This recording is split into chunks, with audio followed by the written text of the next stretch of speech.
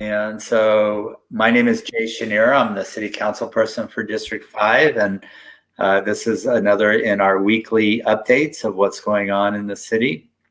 Thank you for being here, whether you're watching us live or watching us delayed. We've got about 300 to 500 people who see this every week, and so we're happy to do that. If you have questions, you can dial them in at any time, and it will go to our live comments, and we'll try to answer them as we go. We're going to do two things today. I want to do a little bit of an update on our budget situation and what the city is doing.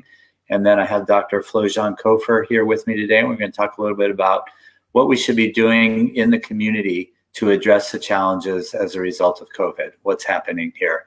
Dr. Flojaune Cofer is the head of our Measure U committee and a wonderful activist in our city who has really tried to keep us on the straight and narrow as we think about the important things to make sure everyone is supported and has the access and opportunities they deserve. So really quickly on our budget, a week ago, we spent a number of hours on how we are going to work with the federal stimulus. I think I talked a little bit about this last week. We passed a very bare bones budget. We have a hiring freeze. We have a freeze on new contracts. And what we did is passed a budget that looks very similar to the current year. We're able, with some carryover funds and some other kind of imaginative budgeting, to make sure that we fill the hole we have, which was clearly a result of COVID, $30 million this year, $60 million next year. So we do have a balanced budget. We have an $817,000 surplus, hopefully at the end of next year, and that depends on having a recovery that is fairly aggressive as we move forward. The other thing that we're able to do is start a discussion last week around the $89 million in federal stimulus dollars. The mayor put forward a proposal that said we should think about 4 buckets of work, one around unsheltered folks, one around youth, one around our nonprofits and arts and leisure. And then obviously public safety and a lot of other issues come into play as well. But housing is an issue as well. What we said is we directed the city manager to come up with some metrics of how we can decide. We have $89 million, but we probably have $500 million worth of need. As a council and individually, we've gotten letters and recommendations from many groups, including Flows and many individuals, of how we should spend that money. We do have guidance from the federal government that we're trying to decipher. We continually get more guidance of how the monies can be spent and, frankly, how the monies should not be spent. So we are looking at this coming Tuesday, a week from yesterday, to have a second discussion on that. For my part, there's 3 things that we're looking at around youth, which I think are very important. One is we're working with Sac City Unified and the other school districts to put together a summer program. So many young people will have lost 6 months of school. And for those who are at risk and struggling, it makes it even worse. So we want to put something together that's academics, that's enrichment, mental health, the arts, see if we can combine all those things into a great summer program that we can do throughout the city. I've also, with Lisa Murawski from the school board, have been convening a group of about 40 organizations, 60 to 70 people have been meeting every week to talk about what our most vulnerable young people need and what they have, talking about technology, talking about their connections, talking about summer programs, and talking about mental health issues. And so they have a series of proposals as well. And then finally, our office has put something together just from our own experience working with young people of what we think they need. So those 3 documents will go along with our item on the agenda and will be posted hopefully tomorrow evening. If people want to take a look at them and give us comments, that would be great. So I'm going to stop there and talk to Flo. Flo, thank you so much for being here. You are actually my second guest. My first was Bina, and we talked about kids' mental health a couple of weeks ago. But what do you think is the most important thing the city should be doing with this money that we have from the federal government? I think the most important thing that the city really needs to focus on is making sure that we're protecting our most vulnerable populations. And largely what that means is really doing an equity analysis on who has been impacted by COVID, but that also includes a historical analysis of where were people in the first place, because we certainly recognize that some folks are going to be more impacted by the recent events, but we also recognize that if that's layered on top of impact from other policies and from other structures, that it may be that certain folks have been impacted right now, but on the long haul, if we're thinking like long term, that there are some folks whose minimal impact right now is layered on top of a much bigger impact beforehand. And so obviously what comes to mind for me is children when it comes to this, in particular, because they often don't have a voice and are often not engaged in policy conversations. And so it's really important that we think about the people who are sometimes literally silent in the population, as well as those who have been silenced or whose voices are not always the ones that get to the table. So that's top of mind for me, is kids, and then communities that were already vulnerable before this started. Great. So how do you make that actionable? If you were sitting on the other side of the dais on the council, what would be the things that you would be doing or asking city staff to do or asking your colleagues to work with you on to make sure that that information, which is so important and I would argue is very much aligned with what we've been talking about at the council for the last couple of years around investing in our most at-risk and poorest communities. But how do we actually get that information? How do we engage with folks on this, particularly in this time where we're not meeting in person, we're meeting remotely. We have public comment, but that's forcing people to dial in on a telephone line, which is very difficult. How should we do it? It is. I think one of the ways that we should do this is to engage cultural brokers. So people who are already in the community who can have conversations with folks in the community about what they're experiencing and what they need, so that then what's happening on the dais and in leadership with organizations throughout the community is reflecting the people who have been impacted. And so that's a first step. I think another thing that's really important here is to make sure that we have the data on some of the things that are happening right now and how they combine. So an example of that is we certainly knew we had housing issues long before COVID even had a name in February. But now we're talking about people who've lost jobs and who don't necessarily have a way to be able to pay rent or mortgages. And so I think primary among our concerns has to be, how do we stabilize people's housing, and how do we, in an effort to keep people safe, because one of our biggest public health goals right now has been the stay at home, orders that have been put out, because that's the best way. The farther away we are from each other physically, the safer we are from this virus. And so if that's the case, then home becomes not just its core essential need, but it becomes also essential for infection control, in addition to it already being essential for public health. And so that really has to be top of mind. And how do we do that in a way that doesn't just kick the ball down the road a little bit more, in terms of, hey, we have these eviction protections, and then they go away after a certain period of time, and you're left with thousands of dollars you owe in back rent and no new job. But how do we actually make it so that we're not just delaying evicting people or put people in financial peril, but actually preventing them from being in financial peril when this whole thing is over? So I think there's a couple of things there that I want to explore a little bit. One is thinking about the longer term. My hope is that with this 89 million, some of the money is certainly going to go to helping those most in need today. We've been doing things through Donate for Sacramento, where United Way and area congregations together have been doing $500 grants to families who are very much in need. So some of that money will be one time, I think, or have a one-time impact and be done. We only have so much. The question is, too, how do we use some of these $89 million that we have to build something that is for the future? I don't want to waste an opportunity here that we can use this to create partnerships. For example, what we're trying to do with the school district, I think, really deepens a partnership around young people between the city and at least Sac City Unified, and I know Natomas is interested. We're reaching out to Twin Rivers as well. But how do we do that so that it's building a foundation for the future? I mean, this has been horrific, certainly for so many people, is there a silver lining that we have coming out of this that we can be smarter about what we do and use what we've learned?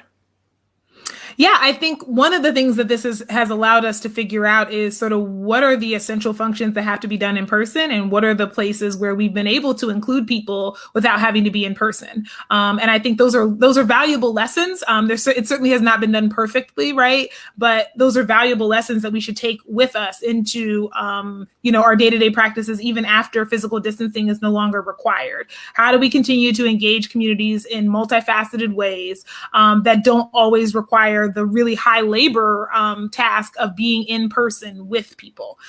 So I think that's one key takeaway. I think in terms of long-term strategies, the relationship between schools and local governments is essential. One of the first things that we started thinking about when schools were shutting down is, okay, what are the other public spaces in addition to schools that can be that can be employed to make sure that we have, access to food, that families have what they need to begin to do what we're calling emergency education while they're at home. And that has to happen through a number of channels, not just the school. So I think some of shoring up those connections is really important. In terms of the deeper dive of what exists long after this, I think part of that is figuring out how we pivot. So there are some ways that we functioned. I've been describing this similar to all the people who flew before 9/11 happened, right? And you never imagined that when 9/11 happened, you'd never have one of those by the gate goodbyes ever again in your life. But we don't. You no longer can run up to the gate and have what was a staple in all the romantic comedies of baby come back, right? You don't do that anymore because you had to leave your family curbside or at best just before security. And so similarly, we need to look at this as not just a temporary pivot in how we do things, but some of these are going to be long lasting and permanent. And so what are the ways in which we're shoring up our economic development so that it is preparing for economies of the future and not economies that are on their way out? And so some of that looks like, local, like food is obviously essential, but we've really shifted into how do we deliver food and how do we get food, how do we get people to be able to order online and all of those kinds of things that will allow more people to be able to access food without having to be in person with one another. And I think the same thing is true for all of our other industries. We need to be looking to say, what are some permanent shifts we need to put in place because we know we're going to be seeing more of this in the future and we need to have capacity for that. And then how do we link people who have been searching for jobs and are looking for ways to be able to participate, or maybe are part of economies that are going to be shifting? How do we shift them into those new economies? Yeah, and so let's stay on that just for a second, and I want to move on to some other issues. But as I said, we've got hundreds of millions of dollars of proposals in front of us. How do we make those decisions? What are the most important metrics that you want to look at to think about that?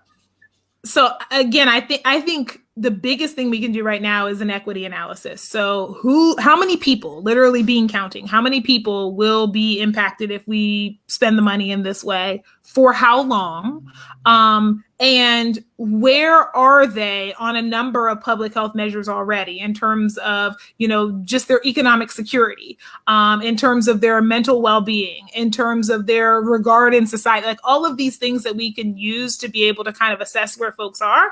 And I think we need to when we're applying cuts as well as when we're applying investments, we need to invest the most in the people who have had the least historic investment and need it most. And we also need to be doing the biggest portion of the cuts on the people who have the most privilege in the space.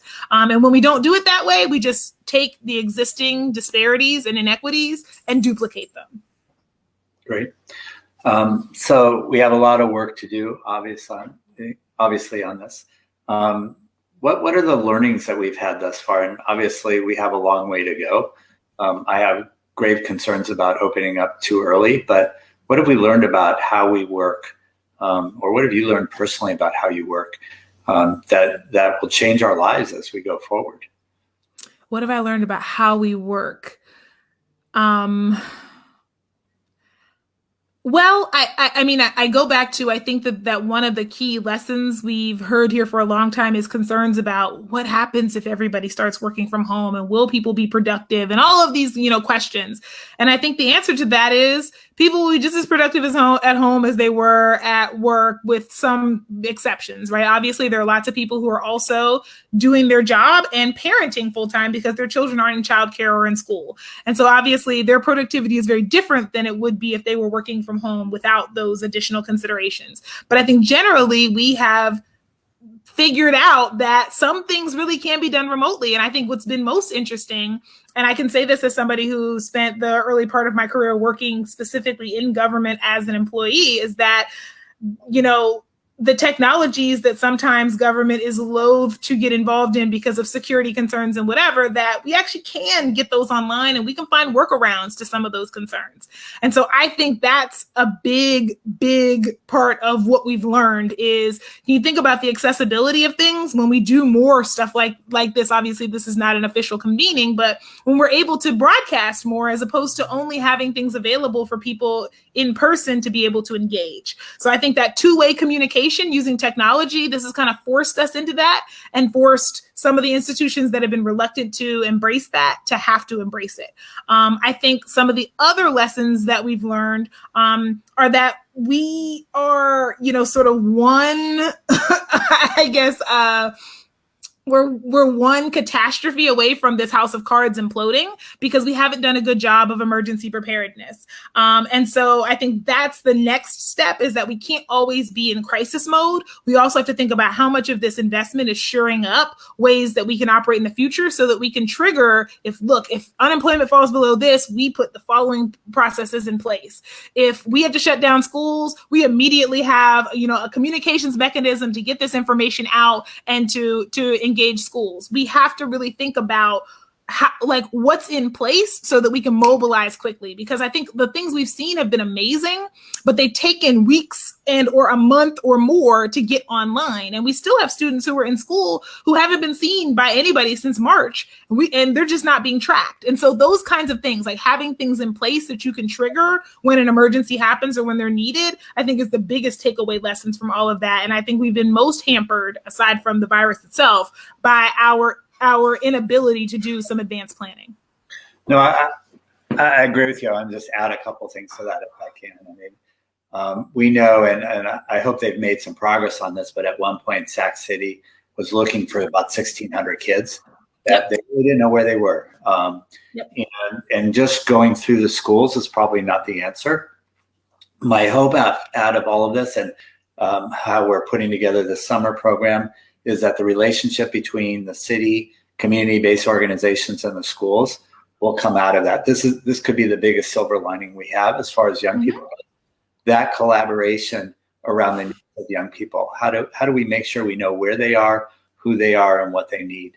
And then how do we use those venues to do multiple things, right? So if we do summer school or a summer program, I'm not sure we'll call it summer school, but if we do a summer program, how do we make sure that young people learn more about where opportunities are if they need help around their mental health? Right. Cities Rise, which is a nonprofit we work with around teen mental health, did a survey of 277 kids, and 65% of them said they would not know who to call if they had a problem, mental health issue. To me, that's just horrific. And that's a solvable problem that we can look at and work together on, which we haven't been able to do because we're all siloed into our different pieces. So we need to get everybody on board, and I hope we can do that. I don't know if, for many of our communities, it's a little bit harder to get that engagement, right? But I think the desire is always there if we can open the doors and figure out different needs for different people, because not everybody wants to come to a city council meeting. Not everybody wants to do it on the phone, but there's lots of different ways to do it. I certainly miss being able to go out to community meetings. For a council, that's how I learn what our communities and the communities I represent, what they need, what they want. So I'm hoping that we get back to that in some way. I want to give a little shout out to the Mangan Park neighborhood. Mangan Park is directly north of the airport, of Executive Airport, and they just started their own neighborhood association a couple of months ago. So they had a Zoom meeting last night, which really is the only neighborhood meeting that I've been able to attend, but doing it by Zoom, where they're really trying to figure out what to do together. So there are ways to do it even in these hard times.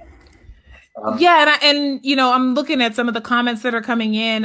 One of them is from Adrian asking, what are the best practices for meaningful engagement of communities without broadband access? Because not everyone can hop on a Zoom call. And I want to snap and clap to that. I think, while we're recognizing some of the ways in which this can be helpful in terms of for people who maybe don't always have transportation access, or are trying to juggle multiple things and would like to be involved, but can't dedicate the resources to be able to be in person for a certain number of hours on a regular basis. Certainly technology offers that window in, but it still has an equity piece because not everybody has access to, to Wi-Fi, or even to overall internet, whether that's wired or wireless. And so that's where, again, some of the things we've been able to do in terms of seeing Wi-Fi as one of the utilities and offering it at low cost, or in some instances possibly at no cost for folks, is really helpful. And then of course there's the infrastructure issue of our more remote and rural communities, which we have certainly fewer of in the Sacramento city in particular, but certainly when we think about the county and the state overall, we have rural communities that don't even have the infrastructure in place to be able to handle that. And so what does it look like when we're in increasingly technologically engaged world to have places that are not intentionally offline? These are not conscientious objectors. These are folks where we just haven't bothered to build that. And now we need to see that as an essential service. And we need to think about how we build that while also finding some ways as we begin to open up to safely re-engage. And I've been, trying to give a shout out to UC Davis, their psychiatric fellows that have been working with children. One of the things they talked about is that they've actually been staying at home and they've been offering up their office as a way for families that don't have an ability to do a remote session to come in. And that way you're still distancing, but the distance is I, as your provider, am the one who's at home and you're in the office using the camera and the technology that's available to you. And so I think we need to begin to think about, solutions like that allow us to be able to be safe and that are risk reduction without causing just sort of disenfranchisement of communities that don't have those things in place. Well, hopefully the digital divide piece is silver lining number 2, where we've talked about this theoretically and academically for a long time. I think it's really been put on our face, particularly for young people in distance learning. I know that Sac City, for example, has purchased over 20,000 Chromebooks with it, which they've given away. Mm-hmm. It hasn't solved the problem, but I think taken a bite out of it. I know the city is working on a project right now. Maria McGonigal, who's our IT director, our chief information officer, is putting together a proposal for the council to look at that would also do something for those who don't have both the hardware and the connectivity. And I want to give a little bit of a shout out to folks like Comcast who are pitching in to do something. I mean, there's a business aspect to it, obviously, but they're there at the table trying to help figure that out of where we need to do. And we just have to solve that problem and do it before the next pandemic comes along.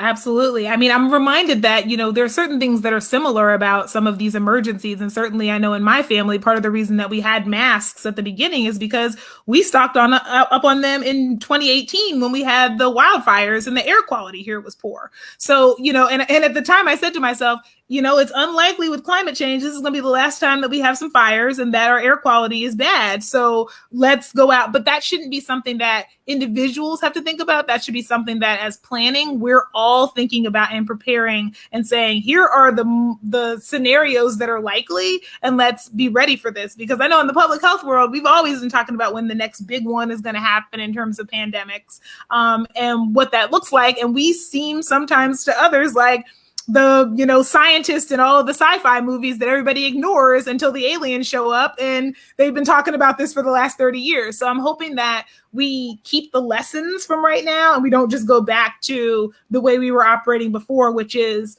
really kind of short-sighted and not having sometimes that long-term vision of what's necessary and how do we how do we make sure that we're investing in that while we're also attending to the most pressing needs? Yeah. What's been the biggest surprise for you through this last couple of months? What did you not expect, or give me another silver lining, because we have about 5 more minutes and I want to make sure we end this on an up note because we got a lot of great people in this city. I think that the silver lining for me is how creative and collaborative people have been. And I think the second one for me is how quickly people started thinking about the broader public health impact of this without saying that, right? So thinking about people's mental health and well-being, thinking about changing the language from social distancing to physical distancing because we recognize that we're human beings and we need each other. People sharing their masks and sharing the resources and that sort of thing. And it's been really nice to see people come together around that in some ways. And I think that I would love to see that level of collaboration continue beyond an emergency as well. And just that creativity of how do we address this? And certainly some of the examples that are even being shared in the comments around, engaging texting and WhatsApp and, other things like that, phone trees, as Naila, has brought up for seniors, like the friendship line that Governor Newsom, announced. Those are the kinds of things that we needed long before this, but that this emergency kind of highlighted why they're so important and why we need to continue doing that. So thank you for the people who were ready to not let an emergency go without a good response and were the first ones to put on their thinking caps and consider some of those solutions. Okay. And I know we have some more questions here. What we'll try to do is get to those, and for next week, come back and answer those.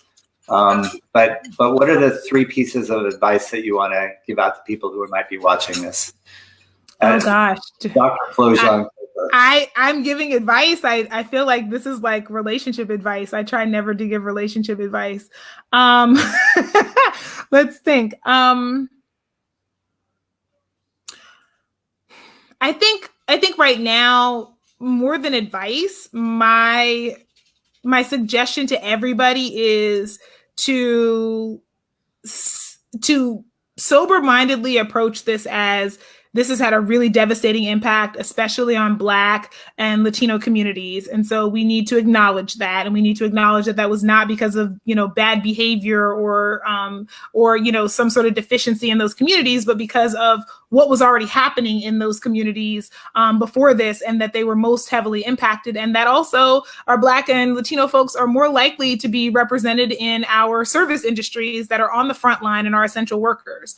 And so when we start talking about disparities, I just want us to keep in mind that all of this is layered on top of all the other things that have happened up to this point, and that we need to be really careful about how we talk about who's been impacted and how we talk about who's most impacted in a way that doesn't further stigmatize or marginalize them. And so I'm excited to see that conversation rolling out and people having a deeper dive look, and I want that to continue beyond this time. I also would say, the creativity, please keep it up. There are solutions out there that I think we are going to be more open to now because of having this happen and having this experience that lots of people are being impacted by in a way that doesn't always happen when other emergencies have taken place. And so things that we thought, that could never happen. Like I just want everybody to have a little bit more confidence that we can make some of the changes that we'd like to see happen, long-term structural changes in how things are approached, and that this is a time to be able to advocate for them, because I think everybody is having a chance to be able to see how bad things can be with, just one flip of a switch. It just takes one virus. It just takes one school closure to really impact everyone. And so I think those are the takeaways for me, and the things that I'm kind of using to try to fuel myself. No, that's great. I just want to add, I'm so thankful to live in Sacramento. What we've experienced, the fact, like with Donate for Sacramento, that we've had 1,300 donors, the fact that the Big Day of Giving set a record at almost $12 million. People in Sacramento always step up.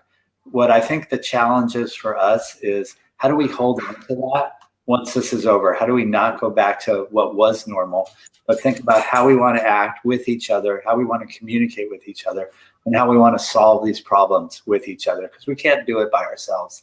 And that's certainly proven this out. So Flo, I just want to thank you for spending a little bit of time with us. It's great. This is your new career here, if you want. Yes. Anytime you want to come back. We will try to, if we didn't get to your questions today, we will try to get those answers out to you certainly next week. And we'll be back next Wednesday at 1 o'clock. So Flojaune Cofer, Dr. Flojaune Cofer, thank you very much. We love your leadership in this community, and don't stop pounding on us. Take good care. And thank you to everybody who commented. We certainly want to make sure we get back and acknowledge those comments. So thank you all for being part of this conversation as well. Great. Thank you very much.